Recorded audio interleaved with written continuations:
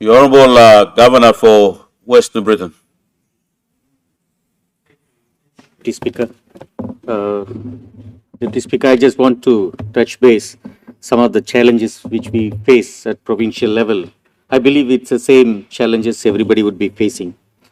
I'm sure the good treasurer will be releasing the reports of, we may have to make it mandatory for releasing quarterly release of the functional grants.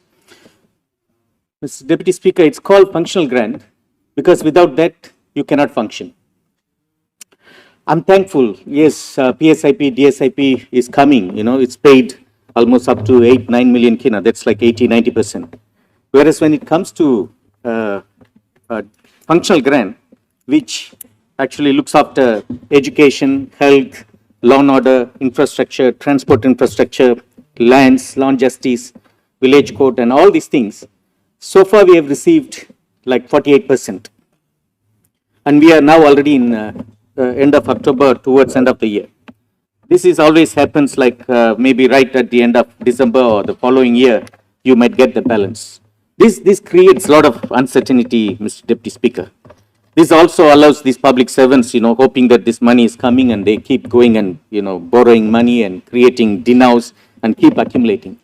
And the most importantly, Deputy Speaker, one of that funding out of this, for example, West New Britain has like 40 million kina as a functional grant per annum. Education alone gets around 10 to 12 million kina. And that includes teachers' leave fare too. That year in, year out, we could not pay properly the teachers' leave fare, which they are entitled. And even some of those teachers teaching in remote areas, they are also not paid. And we have an accumulation of almost over 40 million kina to sort out teachers. And this is one of the most noble job and people working, really in a rural area where they are not looked after. And then how do we really expect that these teachers, be peaceful and deliver or look after our children, educating our children? Mr. Deputy Speaker, West New Britain is one of the most, vibrant economy in terms of contribution from agriculture, in terms of tourism, in terms of logging activities, in terms of fisheries, and all these activities, contribute. And this is right time. Prime Minister promised, and Prime Minister even told me, just go and work on the paper. You can take over PNG power. Mr. Deputy Speaker, I'm not lying.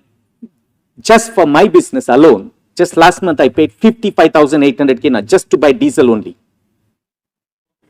From January until now, a small business, like a retail business, spent over 600,000 kina just to buy diesel only. Of course, now and then we receive some requests for, even from PNG Power, say we only have 800 liters and all those things. How do we really run business? How do we really look after, the institutional facilities and all those things when we face all these challenges? And I thank Prime Minister and I want him to be really confident and, to decentralize these functions. Even for that matter, police is looked after by the province. To date, we really do not know what exactly they get. They come to us for fuel. They come to us even for, this is another shameful thing. We should not allow police to go and beg members of parliament, to buy their weapons, buy their uniforms and all those things. This is where then whoever the parliament MP buying these weapons, they will be going behind them, giving them protection, moving around and all those things.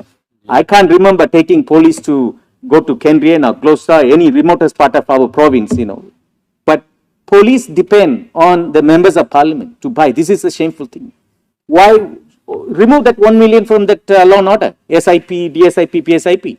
Give it to them, buy the weapons by themselves or buy whatever things needed. We paid 1 million kina even for them to buy vehicles. To date, we have not received our vehicles. This I paid, I think about 2 years ago or 3 years ago. This is for kina to kina funding program, hoping that we can receive like 10 vehicles because we contributed 1 million kina. Mr. Deputy Speaker, this is the right time, 50 years on. We cannot treat province. Gone are the days where you think that, oh, okay, if this province grow, they are going to ask for independence. That's a rubbish thinking. It's absurd. It's not really practical. It's like just a blind excuse to have power and control in Waigani.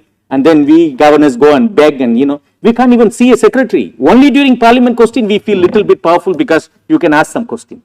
Once you're out of parliament, you're nobody. You just go and wait for appointment for secretaries.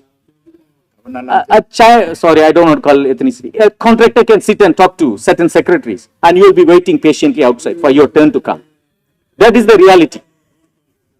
That is the reality, Mr. Deputy Speaker. This is the right time. We should treat every province as one economy. Even if two province grows, grows economically, the whole country grows. We keep trying to compare, Bougainville. Bougainville is a different issue. It's not just 1 or 2 years issue. This is more than 30 years issue. The constitution doesn't talk about, any other province except Bougainville. So we should treat provinces as a state within the state, like how Queensland state is treated by Canberra, or how New South Wales, or it's a state government system. I'm even surprised. India has the same system. I thought India come up with that system. India adopted that system from Australia, the Australian government system. And that's where you can see the growth, the economic growth. Provinces where the real people are there, provinces where the real, activities are there. Port Moresby is not Papua New Guinea, with due respect to Governor NCD. But the real province, real Papua New Guinea is in the village, in the provinces. When we empower the provinces, then the country automatically empowers. Yeah? Why do we have to suffer every time hearing the same complaint about poor roads, poor police operations, all those kind of challenges? If provinces are empowered, give the power to us, we look after. If there is no power, then we'll take the blame. Give the water. If there is no water, then we will take the blame. We are more than happy to take. And again, we can make PNG power tomorrow to sell and buy profitable, yeah? Just by releasing these C centers. Yeah? These are loss-making centers anyway. Kimbe, KVN, Alata, Vivek, even Western Province. Why would we make the company suffer?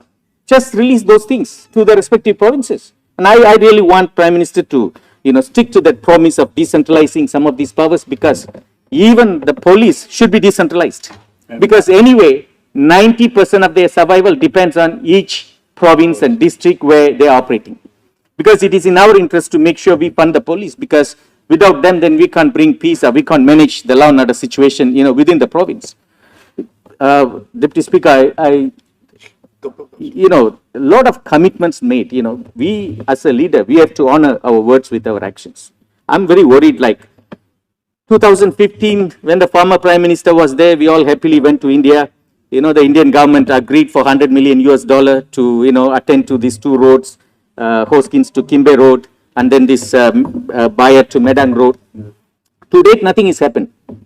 And this is a long, and when I went to Kokopo last week, I thanked the government, for doing that 4-lane road. It's really important. Every province, at least the 5 or 10 kilometers of, the approach to the main capital, we should have. Even Kimbe, Deputy Speaker, you can't believe, when I drive 7 o'clock wanting to go to airport, I can't take over because I got 20 cars in the front and another 20 cars coming this way. And I'm real big struggle.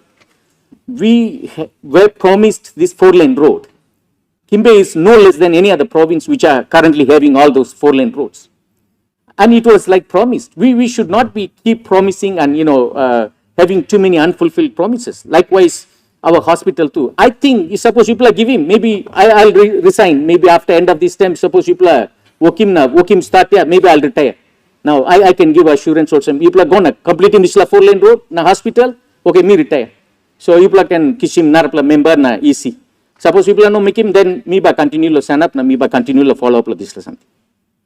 I think good plan lo, Rausimi lo, parliament here, good plan lo, you me go na make him this work. 4-lane na this hospital. I think because these are promise which we made to people in public. So we need to restore, the trust between government and our people. We need to maintain this fiscal discipline. Treasurer, please release him. Release him. One kind money amigolo each district na one kind money amigolo each province. Yeah.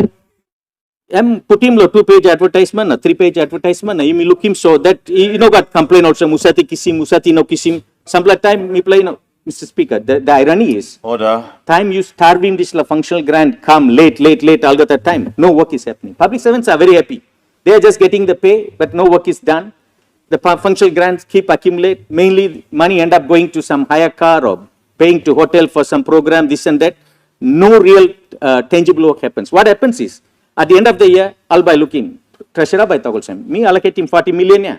You survived 20 million, yeah? So why na you may need him? You by need him, narapla one him, next year come here. Why we have to, give you 40 million? Because you survived on this 20 million. Of course, we survived, meaning also no got one pla okay me come up. So that's a reason, Deputy Speaker, we have to give importance to all the recurrent expenses. The recurrent expenses must take the precedence Honorable even Governor. before PSIP or DSIP. Thank Honorable you. Governor.